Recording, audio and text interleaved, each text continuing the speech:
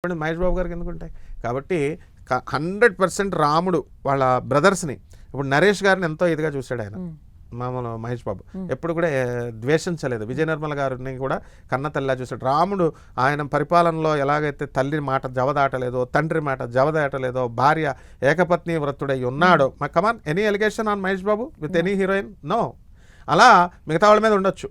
అందువలన ఈ is very decent hero and a very powerful actor and involve అవుతాడు ఆ క్యారెక్టర్లో.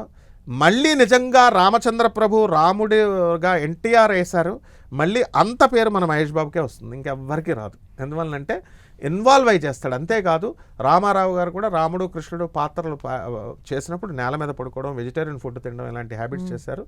సో ద సేమ్ ఎక్సర్సైజెస్ని, ఈ సేమ్ ప్రాక్టీసెస్ని Mahesh Babu is a very learned scholar. ఆయన very intelligent and very decent, చదువుకున్నవాడు కాబట్టి అర్థమైపోద్ది ఫేస్ కట్లో. అందుకని ఖచ్చితంగా 100% అందువలన ఎవరైనా పెళ్ళికొడుకు ఎవరైనా చూడాలంటే మహేష్ బాబు లాగా రావాలని అంటారు.